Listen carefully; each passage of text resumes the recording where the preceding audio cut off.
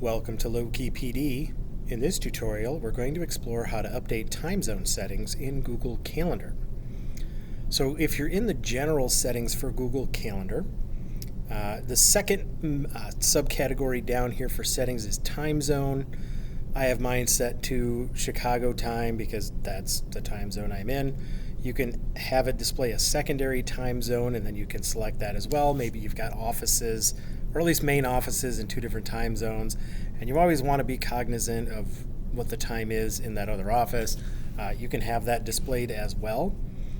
And if you want to, you can have Google Calendar always update or ask to update to the current location. So if you change time zones, it will ask you, hey, do you want to update the times to match the time zone that you are in?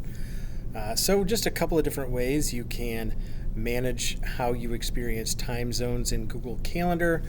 Given that events typically have start and end times, being able to understand what's going to happen when you cross time zones, or for event invitees who may be in a different time zone, helps to understand that.